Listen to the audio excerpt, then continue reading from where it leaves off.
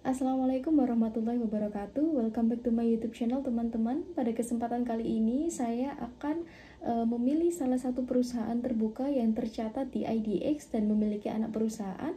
Salah satunya yaitu PT Industri dan Perdagangan Bintaro Dharma Tbk.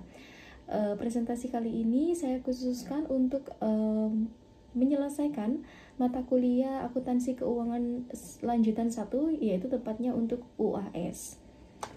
Pertama-tama saya mau disclaimer dulu apa itu PT Industri dan Perdagangan Bintaro Dharma Tbk. Baik, PT Industri dan Perdagangan Bintaro Dharma Tbk atau CARS bergerak dalam bidang perdagangan otomotif, dealer resmi, dan layanan pembiayaan otomotif melalui anak perusahaan dan konsultan manajemen. Industri dan Perdagangan Bintaro Dharma Tbk ini beralamat di Jalan Sunburst, CBD, Lot 2, nomor 3, BSD City, Tangerang Selatan, Banten. Untuk nomor teleponnya 02165111232 atau 065111232. Ini penting bagi kalian yang mungkin jenjang karirnya atau ada keinginan untuk bekerja di perusahaan ini. Jadi sekadar informasi saja ya untuk alamat dan nomor telepon tadi. Lalu selanjutnya kita akan membicarakan tentang segmen bisnis. Yang pertama ada pembiayaan. Untuk pembiayaan ada PT Andalan Finance Indonesia yang memberikan kemudahan bagi pelanggan untuk memiliki kendaraan melalui pembiayaan mobil baru atau bekas. Jangkauan pembiayaan perusahaan terus tumbuh dan saat ini telah mencapai luar Pulau Jawa. Yang kedua ada otomotif. PT Nyuratna Motor yang dikenal melalui brand Nasmoko memberikan pengalaman kepemilikan terbaik pada pelanggan Toyota. Pengalaman tersebut hadir melalui kegiatan usahanya yang meliputi penjualan dan layanan purna jual. Lalu yang lainnya ada perseroan memiliki bidang usaha lainnya di bidang digital, yaitu melalui anak usahanya PT Cars World atau Digital Indonesia yang mengembangkan aplikasi untuk kemudahan penyediaan kebutuhan otomotif. Selain itu, perseroan juga berinvestasi di PT Bayau Yusi Nasmoko Investindo yang bergerak di penjualan mobil atau lelang. Lalu selanjutnya untuk perusahaan ini memiliki visi dan misi. Yang visi pertama yaitu terus menciptakan pertumbuhan yang berkelanjutan bagi pemangku kepentingan melalui komitmen kami dalam menjalankan kolaborasi pada kemitraan yang menguntungkan. Lalu yang kedua ada misi. Untuk misi ada beberapa poin. Poin yang pertama yaitu secara profesional memperkuat kemitraan strategis di seluruh lini bisnis. Yang kedua meningkatkan kualitas operasi dan layanan kami. Yang ketiga membangun kondisi kerja yang saling menghormati, adil dan kooperatif untuk karyawan. Lalu yang terakhir ada bertanggung jawab terhadap lingkungan, masyarakat dan patuh pada aturan. Baik. Lalu selanjutnya untuk perusahaan ini juga cukup terarah dan manajemennya cukup baik karena memiliki struktur organisasi dan struktur grup. Untuk struktur organisasinya yang paling atas yaitu ada Board of Commissioners, lalu di bawahnya ada Direction, lalu di sampingnya ada Audit Committee, ada Internal Audit, Corporate Secretary, dan Investor Relations. Lalu yang di bawahnya lagi ada Group of Business atau sekelompok bisnis, di mana yang pertama ada Toyota Corporation, Financing, After Sales, Non-Toyota Operation, Digital Platform, dan Corporate Office. Lalu untuk yang kedua struktur grup. Untuk struktur grup yang pertama memang adalah masyarakat. Di bawah di bawah naungan PT Industri dan Perdagangan Bintaro Dharma Tbk ada beberapa perusahaan di mana saya akan membaginya ke dalam dua bagian di slide selanjutnya. Untuk saat ini ada komposisi pemegang saham. Untuk komposisi pemegang saham empat perusahaan pertama yaitu PT Trimega Sekuritas Indonesia, yang kedua ada Paulus Totok Lusida, yang ketiga ada BNYM SA Weiser Global Capital, dan yang keempat ada masyarakat.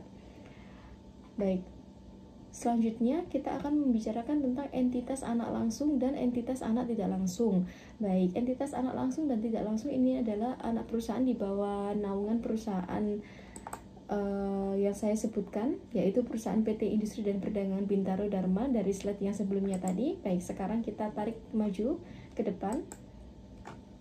Untuk entitas anak langsung di sini terdapat beberapa perusahaan yang sudah saya urutkan. Yang pertama ada PT Gema Adi Pradana Indah, yang kedua ada PT Andalan Finance Indonesia, yang ketiga ada PT New Ratna Motor, yang keempat ada PT Bahtera Multiniaga, yang kelima ada PT Semarang Diamond Citra, yang keenam ada PT Meka Adi Pratama, yang ketujuh ada PT Carspos Digital Indonesia.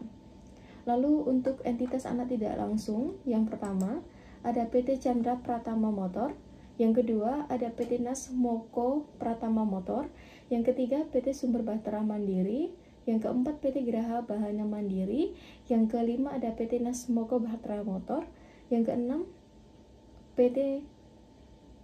yang ketujuh PT Nas Moko sendiri.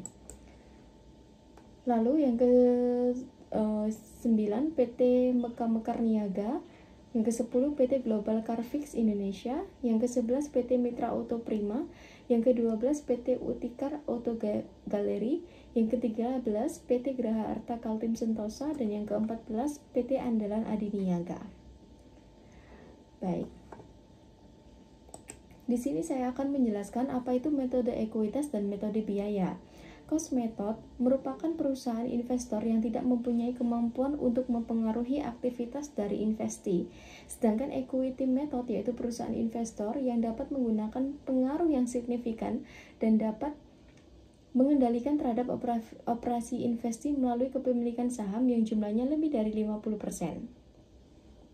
Untuk metode ekuitas berlaku apabila kepemilikan atau kendali perusahaan atau investor terhadap anak perusahaan atau investor lebih besar dari 20%, sedangkan metode biaya digunakan apabila besar kendali atau kepemilikan investor terhadap perusahaan tersebut lebih kecil 20%. Lalu, perusahaan yang memiliki satu atau lebih dari satu anak perusahaan biasanya akan menyajikan laporan keuangan dalam bentuk laporan keuangan konsolidasi. Prinsipnya adalah penyajian laporan keuangan yang isinya gabungan dari laporan milik perusahaan, induk, dan entitas anak perusahaan dalam satu laporan, sehingga seolah-olah mereka adalah satu entitas. Tujuan dari penyusunan laporan tersebut adalah untuk memberikan gambaran objektif secara keseluruhan mengenai posisi keuangan dan aktivitas dari suatu kelompok perusahaan, induk, dan anaknya, sehingga bisa dipahami oleh pihak-pihak yang berkepentingan seperti investor, auditor, dan sebagainya. Memahami laporan keuangan konsolidasi. Baik, selanjutnya kita akan belajar atau memberikan informasi tentang keuangan konsolidasi. Bentuk laporan tersebut dibutuhkan jika perusahaan induk memiliki kendali atas perusahaan lain pada anak perusahaan. Syarat dari perusahaan yang membutuhkan laporan konsolidasi adalah sebagai berikut. Yang pertama, jelasnya mempunyai satu atau lebih dari perusahaan yang dibuktikan dengan kepemilikan saham. Yang kedua, kepemilikan saham induk perusahaan terhadap anak perusahaan lebih dari 50%. Yang ketiga, kepemilikan saham induk perusahaan terhadap anak perusahaan kurang dari 50%, namun perusahaan induk memiliki kendali penuh.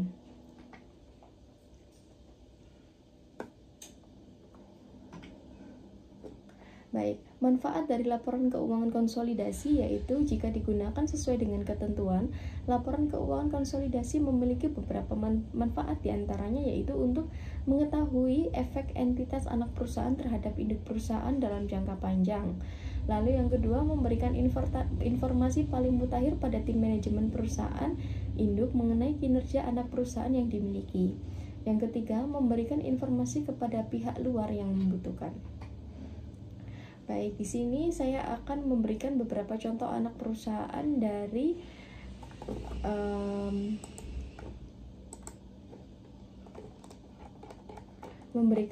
contoh anak perusahaan dari PT Industri dan Perdagangan Bintaro Dharma ya. Yang pertama ada PT Carspos Digital yang paling terkenal atau biasa disebut dengan CDI. CDI merupakan anak usaha perusahaan yang berkonsentrasi di bidang digital. Seiring dengan inisiatif perusahaan untuk menghadapi perkembangan teknologi pada bidang perekonomian, CDI mengembangkan aplikasi yang mengintegrasi kebutuhan otomotif dari mulai after sales, suku cadang dan bengkel, pembelian kendaraan, pembiayaan kendaraan, dan lain sebagainya untuk mengkomodir digitalisasi bidang usaha otomotif perusahaan. Lalu yang kedua ada PT Meka Adi Pratama atau yang biasa disebut dengan Meka. Meka didirikan sejak tahun 1992 yang merupakan entitas anak perusahaan yang bergerak dalam distribusi suku cadang kendaraan bermotor dengan merek-merek ternama seperti Shell, Eni, Aspira, Denso, dan merek-merek terkenal lainnya telah melayani sekitar 8.000 toko. 8.000 toko cadang dan bengkel. Selain menjual suku cadang, mereka juga membangun jaringan bengkel dengan nama bengkel Carfix yang disupport oleh 11 pusat distribusi di Jawa dan Kalimantan, serta mendapatkan sertifikasi ISO 9001 pada 2015, 14001 pada 2015, dan 45001 pada 2018. Yang ketiga, anak perusahaan lain yaitu PT Andalan Finance Indonesia atau biasa disebut dengan AFI. AFI merupakan anak perusahaan yang bergerak di bidang pembiayaan kendaraan bermotor.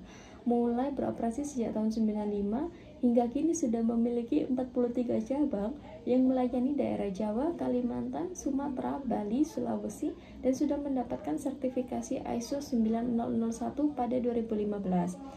AFI terus mengembangkan usahanya dan bersinergi dengan teknologi informasi untuk mendukung pengembangan usahanya tersebut, serta senantiasa menjaga manajemen mutunya. Yang terakhir atau contoh anak perusahaan yang keempat ada PT New Ratma Motor atau biasa disebut dengan NRM. NRM adalah sebuah perusahaan subholding yang membawahi Nasmoko Group. Nasmoko Group merupakan entitas anak perusahaan yang berkonsentrasi melakukan distribusi otomotif yang ekstensif di daerah Jawa dan sekitarnya dan sudah memiliki kurang lebih 24 dealer resmi. Baik, untuk komite audit yang pertama ada Ketua Komite Audit yaitu Darmawan Wijaja, yang kedua ada anggota Komite Audit yang diwakilkan oleh Bapak Himawan Gunadi, lalu ada anggota Komite Audit lainnya yang diwakilkan oleh Ibu Ansela Anitawati Hermawan. Baik, dengan di sini ada keterangan bahwa anggota Komite Audit tidak memiliki hubungan afiliasi baik dengan anggota direksi maupun anggota Dewan Komisaris. Baik. Sekian presentasi yang dapat saya sampaikan, kurang lebihnya saya mohon maaf jika ada kesalahan dan see you in the next video. Bye bye, thank you.